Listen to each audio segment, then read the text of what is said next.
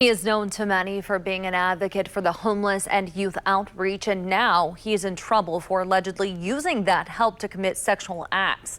WRTV's Rachael Wilkerson shows us this has led to a number of charges, some of which involve teenage boys. Tyree Coleman, known in the community as Elder Coleman, is accused of offering a 17-year-old he met in this park $1,000 for sex. Records show the teenager isn't the only victim.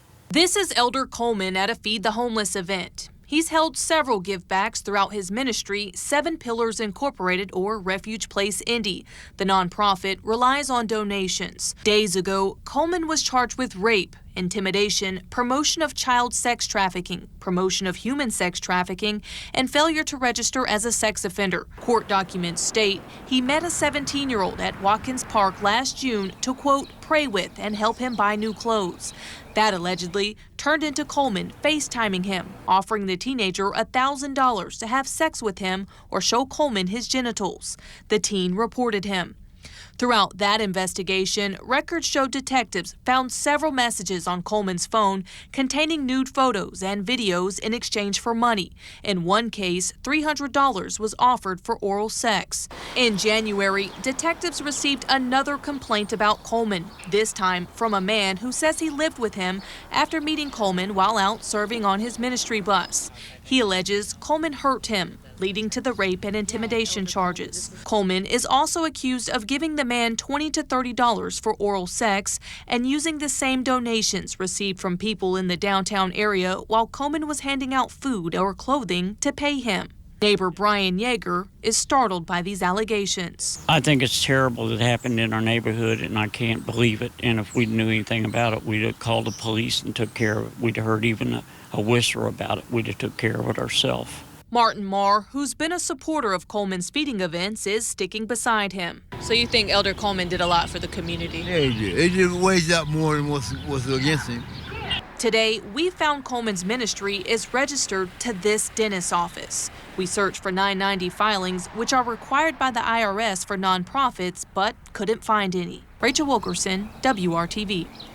Coleman is due back in court next month, and there are ways that you can check to see if a nonprofit exists before donating. Start by searching the Secretary of State's page or the Indiana Nonprofit Database. Covering the State House, a bill that would ban gender-affirming care for transgender youth is still up in the air. That's because Senate Bill 480 is on the governor's desk, where he will either sign the proposal into law or veto it. If he signs it, the bill would ban all gender medical care for minors, including hormones, puberty blockers, and gender-affirming surgeries. Minors currently undergoing this type of treatment would be required to stop 6 months after the law goes into effect. There's no word on when the governor will make his decision. Tonight, I got some insight about the climate in this state and others when it comes to children and young adults exploring their feelings and identity, especially when it's related to transgender issues. The sociologists and legal experts we spoke with believe this is a critical time that could leave a deep impact and scarring on those who identify as transgender. We're having this intellectual adult debate while ignoring the real-world impact on the youth themselves. Dr. Richard Brandon Friedman is an assistant professor in the IU School of Social Work and is a clinical social worker in the Gender Health Clinic at Riley Hospital for Children. He says the legislation coming from the Indiana State House governing gender-affirming issues and the messages that sends can be mentally and emotionally damaging to young people navigating their feelings. This clearly comes across to a lot of youth and families and even providers that it's saying that these youth are less than in some way, and the toll that takes on the youth. You know, we see the anxiety already, we see the depression. We know, and we've seen in other states, that families have been forced to move out of state to access the care that their children need. And we are going to see that here in Indiana. These are good families that want to take care of their children. Katie Blair is the Advocacy and Public Policy Director for the American Civil Liberties Union of Indiana. She believes these bills and the debates surrounding them are contributing to a mounting societal pressure. The increased threats at the legislative level are seeping down into our communities. We've seen an increased threat of violence against people that are anti-LGBTQ. We're seeing that here in Indianapolis and in the surrounding areas throughout the state. It's very worrisome, and this legislation just kind of pushes that forward. You just have that continuous messaging. It's not just one state, it's state after state. And we're seeing such an attack, even if you're looking at access to gender affirming care, some of the bathroom bills, some of these bills about even whether you can discuss gender identity, the bill that just came up in the state as well about the sort of forced outing of youth, and that message that they're just not even safe talking to anyone. That's incredibly harmful to any individual, but especially a youth who's trying to navigate adolescence. The ACLU of Indiana says if Governor Holcomb signs the gender-affirming care ban bill into law, the agency will challenge it in court. It has also posted on its website a list of rights for transgender students in schools. 250,000 people with disabilities are either underemployed or unemployed in the state. That's according to the ARC of Indiana, an advocacy group. WRTV State House reporter Meredith Hackler explains how lawmakers are trying to tap into that labor market to fill job vacancies. Let's get this side here, switch it up. Hunter Brooking has been working at Cook Medical in Bloomington for 5 years. Here, sit those there. There you go. A job he loves. There we go. I'm here to step up and help my team out and get things done. He was hired through a job placement program for people with disabilities through the ARC of Indiana. That program's really changed my life, though. Meeting new people, talking to some of the people with disabilities, and seeing what they were going through before they started that same program before me. Cook Medical has been hiring people with disabilities for over a decade, something they say is a benefit to their company. Let's have that conversation to be able to say what positions can we fill with people with disabilities, because it's out there, they want to work, and let's give those folks opportunities to be able to work. At the end of last year, the state of Indiana had more than 136,000 job openings, many of them entry-level positions. A House bill will create a workforce pilot program to train more people with disabilities for those open spots. House Bill 1160 will bring together 2 or more companies in a community to focus not just on skilling up existing workers, but also on bringing new workers into the workforce.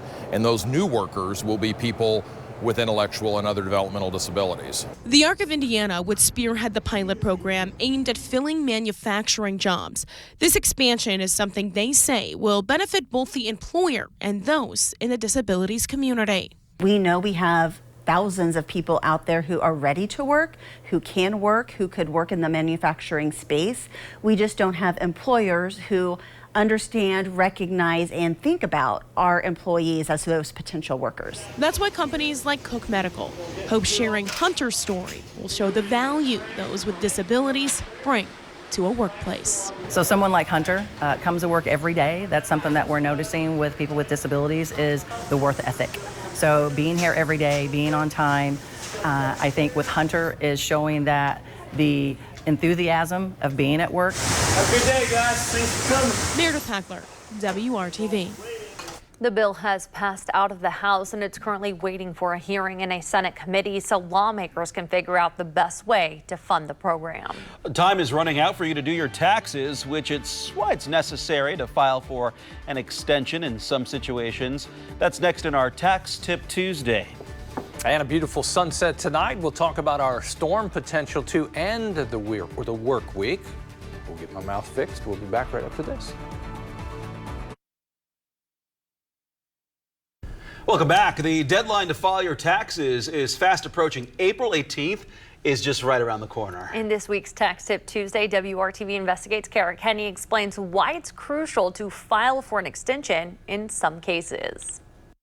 Filing for an extension is a lot more common than you might think. 12% of filers request an extension, or about 19 million people nationwide. Ask and you shall receive. The Internal Revenue Service says if you ask for an extension, you'll get another 6 months to get it done. Taxes are due April 18th, but if you know you'll need more time, file for an extension ASAP. Just be aware an extension of time to file your return does not grant you any extension of time to pay your taxes.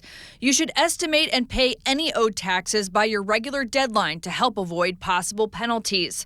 You must file your extension request no later than the regular due date of your return. If you don't request an extension and you don't file your tax return on time, the failure to file penalty starts the due date of the tax return, and it's 5% per month or part of a month that the return is late. So it's a lot of money. It can add up pretty fast.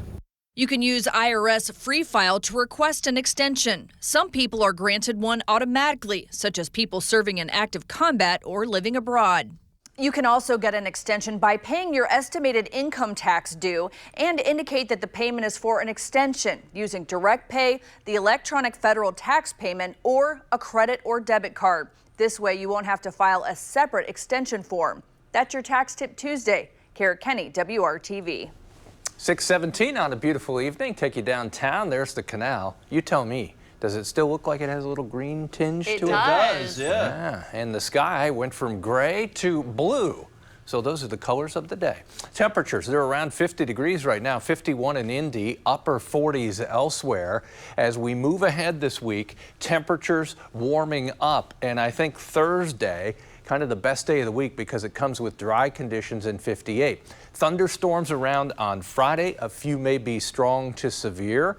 We'll just have to wait and see the timing on this. And then it leads to a much cooler Saturday. This is the weather system. It'll wind up and bring with it strong wind, snow on the cold side of the weather system, and we'll be on the mild side, and moist as well with additional rainfall that may approach an inch in spots. And you know what thunderstorms are like. They can lead to some heavy downpours, and we'd see decent runoff once again as a result of the recent rain.